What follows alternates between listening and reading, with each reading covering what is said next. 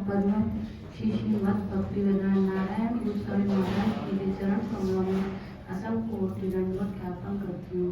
तत्पश्चात परम पूज्यपाद श्री श्रीमद् भक्तिवेदांत गोस्वामी महाराज जी के चरण कमलों में असंख्य कोटि दंडवत ज्ञापन करती हूँ। उसके बाद समस्त वैष्णव एवं सन्यासीगण एवं समस्त पूज्यपाद श्री प्रेमानंद प्रभु के चरणों में दंडवत प्रणाम करती हूँ। उसके बाद समस्त सन्यासीगण और वैष्णवों के चरणों में प्रणाम करती हूँ और उनकी कृपा की भिक्षा करती हूँ। आज बड़े सौभाग्य का दिन है। आज हमारे दोनों गुरुवर्ग अभिन्न तनु, दोनों ही कहते हैं ना, जैसे एक देह और एक देह, एक दोनों प्राण और एक देह, दो, तो वो अभिन्न है, उनको हम अलग नहीं समझ सकते। जैसे एक आविर्भाव, एक का आविर्भाव है तो एक का तिरोभाव है। जैसे कि गौड़ीय संप्रदाय में विरह महाप्रभु जब आए तो उन्होंने विरह लीला को प्रकाशित किया, लेकिन गुरुदेव कहते थे विरह कब, यदि विरह पूरा रहे तो क्या हो, तो विरह की अनुभूति उसमें भी क्या हो जाएगा, खेद हो जाएगा, उसमें मिलन भी होना आवश्यक है। इसीलिए ये दोनों को क्या दर्शाते हैं, एक आविर्भाव करके और एक तिरोभाव होके विरह और मिलन दोनों को हमें दर्शाते हैं। ये उनकी क्या है, एक महत्व है, दिखाया उन्होंने कि भक्ति राज्य में मिलन और विरह दोनों की ही आवश्यकता है। जैसे कि शास्त्रों में कहा गया है, निर्देह मानम सुलभम सुदुर्लभम प्लवम सुकल्पम गुरु का धारम। गुरु जो है उसमें कहा गया मनुष्य जन्म बहुत सुदुर्लभ है। यद्यपि सौभाग्य से यदि प्राप्त भी हो जाता है तो ये मनुष्य जो देह है नाव के समान है, लेकिन जो गुरु है वो कौन है, वो गुरु इस नाव के क्या है, नाविक। जिस प्रकार संसार में हमारे हर विषय के गुरु होते हैं, जैसे हम कुछ भी सीखते हैं, पढ़ाई के गुरु हैं, जैसे शिक्षा के लिए हम किसी गुरु के पास जाते हैं, या यदि हमें नृत्य सीखना है तो भी उसके गुरु होते हैं, यदि हमें कोई कढ़ाई बुनाई सीखना उसका भी एक गुरु होता है। उसी प्रकार इस आध्यात्म जगत का भी एक गुरु होता है। इसलिए गुरु जो है हमारे क्या है, आवश्यकता है, जो हमें इस जगत से उस जगत का क्या कनेक्शन जोड़ते हैं। अब उनमें भी जो ऐसे गुरु वर्ग हैं जो हमारे गुरु जी हैं और परम पूज्यपाद श्रीमद् भक्तिवेदांत वामन गोसाई महाराज, उनकी तो अनेक विशेषताएं हैं। उनको वो साधारण नहीं है, जैसे और गुरु जो हमने जगत में देखते हैं, बहुत सारे गुरु नामधारी हैं, लेकिन हमारे जो गुरु वर्ग, जो गौड़ीय संप्रदाय के जो गुरु वर्ग हैं, उनकी एक अलग ही विशेषता है। जैसे कि शास्त्रों में कहा गया है, जब सिद्धि कह रहे हैं,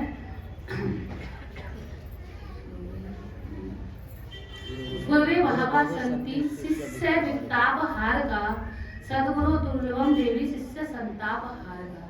ये बहुत सारे गुरु हैं जो शिष्य के वित्ताप यानी कि उसके वित्त यानी कि धन को हरण करने के लिए हैं, लेकिन उनके आनंद और शक्ति उनके शांति देने वाले गुरु इस जगत में बहुत कम है। तो ऐसे जो गुरुवर्ग, हम जिस धारा में आए हैं, हम अपने आप को बहुत धन्य समझते हैं कि उन्होंने हमारे साथ जो आनंद है, जो आनंद चिन्मय रस है, उसको इस धारा में लाके हम लोगों को उसको दर्शाया। हम लोग अभी उसे अनुभव नहीं कर पा रहे हैं, लेकिन हमने उसे देखा। हम जब गुरु वर्गों के संग में थे, जब गुरु जी हमारे मथुरा में रहते थे, वहाँ जो जो प्रोग्राम होते थे, तो हमें वास्तव में ऐसा नहीं लगता था कि यहाँ वृंदावन कोई अलग है। आप इसे समझ नहीं सकते। जब राधाष्टमी होती थी, जब चाव निकलता था ना, तो ऐसे लगता था कि मान लो कि यही बरसाना है। बरसाने में जाके भी वो रस प्राप्त नहीं हो सकता था। जब गुरुजी वहाँ रहते थे, स्वयं नीचे, उस समय गुरुजी की अवस्था 90 के ऊपर थी। गुरुजी उस दिन ऐसे हो जाते थे जैसे एक किसी और कोई गृहिणी है घर की, है ना, और उसके घर में कोई उत्सव है ना, उसके मान लो उसके पुत्र का जन्मदिन है ना, या पुत्री का जन्मदिन है, और बहुत सारे लोगों को बुलाया, तो वैसे व्याकुल हो जाती है ना, आतुर हो जाती है ना। उसी तरह से गुरुजी राधाष्टमी वाले दिन आप नहीं समझ सकते, सुबह सुबह हम अपने घर से मथुरा 5 मिनट का रास्ता है, तो हम सोचते कि हम जल्दी से पहुंच जाएं गुरुजी कथा होगी सुबह, लेकिन अब कितना भी जल्दी निकल रहे गुरुजी हमें वहाँ पहुँचते थे, गुरुजी वहाँ पर बैठे हुए मिलते थे, मतलब सबसे पहले गुरुजी को आना, सब बाद में सब एक एक करके सारे लोग आते थे। इतनी उत्कंठा उन्हें राधा रानी की महिमा को गान करने की।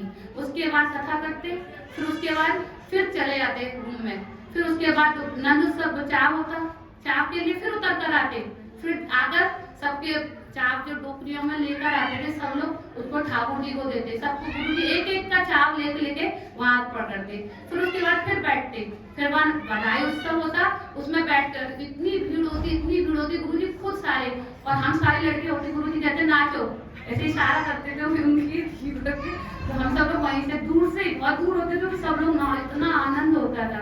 उसके बाद फिर गुरु जी चले जाते थे, वो 2-2:30 बजे तक वो सब होता था। उसके बाद गुरुजी फिर चले जाते थे, 4 बजे फिर लीला होती थी मथुरा वाले मठ में, 4 बजे से फिर वो राधा कृष्ण की लीला होती, फिर गुरुदेव आ जाते।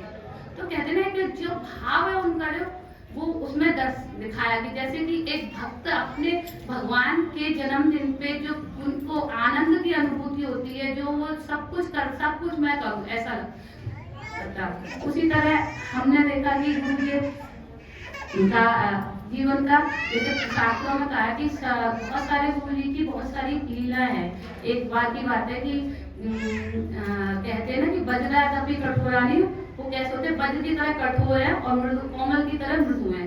तो एक बार क्या हुआ, जब मैं नई मठ में ही आई थी तो एक ब्रह्मचारी थे, कोई नए थे, मतलब नए नहीं वहाँ रहते थे, कम उम्र थी। तो क्या हुआ कि एक उनके पास हारमोनियम था, तो मैं हारमोनियम सीखती थी, तो उन्होंने वो हारमोनियम क्या किया कि बोले कि तुम्हें चाहिए हारमोनियम, वो मेरे घर रख दे उस हारमोनियम को, है ना। तो फिर उसके बाद गुरु किशन दास प्रभु थे, वो उनका हारमोनियम था, तो वो बोले मेरा हारमोनियम कहाँ है, तो मैंने कहा प्रभु जी एक हारमोनियम है प्रभु जी मेरे घर पे रखे हैं। अब वो किशन दास प्रभु ने गुरु जी से जाके कह दिया। अब उस समय शाम को जब मैं दर्शन करने गई गुरु जी की, तो गुरु जी बैठे हुए थे, तीर्थ महाराज वाले रूम में बैठे हुए थे, तो गुरु जी ऊपर उस पर बैठे थे अपने बेड पे, तो वो जैसे ब्रह्मचारी प्रणाम करने आया उसने 1 लाख ऐसे करके मतलब कहते थे गुरु जी ऑफिसर थे ना, तो उनकी लात वो 2-3 घूसे और लात उसमें बजा दी। मैं बैठ के मैं एकदम डर गई। तो गुरु जी बोले इसको वो माता महाराज पुलिस को बुलाओ, इसको हमारी चीज को हाथ फेंक देता है, कहाँ काटे के आता है, इसको पकड़वाओ जल्दी पुलिस पे। और पुलिस को बुला के अब वो रोने लगा, नहीं महाराज गुरु जी अब नहीं मैं अब नहीं करूंगा। तो वो एकदम आंसुओं से रोने, नहीं पुलिस को दो, 2-3 दिन बंद रहेगा, सब अक्ल सिखाने आ जाएगी इसकी। और मैं भी डर के मारे, मुझे क्योंकि मेरे घर देके गए थे ना, तो मुझे भी बहुत डर था कि गुरु जी अब मुझसे भी कुछ ना कुछ कहेंगे। फिर वो चले गए, उसको ले गए माता महाराज, और बहुत रोने लगे, बहुत तेजी से रोने लगे। तो फिर महाराज जी कहते हैं माता महाराज से इसको से डरा दिया इसको पुलिस को मत बुलाना। फिर मुझे लगा कि मुझसे भी गुरु जी थोड़ा क्रोध से बोलेंगे, मुझसे बड़े प्यार से बोले और कैसे आए क्या आए। तो ऐसे गुरु जी का जो व्यवहार है ना, जैसे बदल से भी वो दिखाते हैं अपनी लीला करके कि कैसे पालन करना है, प्रेम से भी और कारण भटन करके भी विष्णु का पालन करते हैं। ऐसे उनकी बहुत सारी लीला है। ऐसे ही एक बार जब मैं अपने जीवन में बड़े गुरु जी यानी वामन गोस्वामी महाराज जी से मिलने का मुझे एक बार सौभाग्य हुआ, जब वो गोवर्धन में आए हुए थे। पहला दर्शन जब मैंने उनका किया तो वो किसी से बात नहीं करते थे ज्यादा, सब समय हरिनाम, उनके हाथ से हरिनाम ऐसे और मुंह हमेशा उनका ऐसे चलता रहता था। 1 मिनट भी नहीं मैंने उन्हें देखा जब चलता रहा, सब लोग बात कर रहे हैं, कोई कुछ कह रहा है, पर वो अपना हरिनाम नहीं छोड़ते थे। तभी क्या हुआ कि एक यहीं के मथुरा के एक पति पत्नी दंपति जो आए, उनकी कोई बच्चा नहीं था बहुत दिनों से, तो रामानंद प्रभु लेकर आए। तो उन्होंने कहा था कि गुरु जी से कहना शायद आपके कोई संतान हो जाए। तो मैं उस समय आई थी, मैं बैठी हुई थी, तो मैं अपने हाथ में थोड़ा तुलसी पत्र लाई थी। वो कोई चीज नहीं लेते थे, जैसे माला भी डायरेक्ट उनको नहीं पहनाते थे, वो रख लेते थे, उनको कोई पहनाते थे।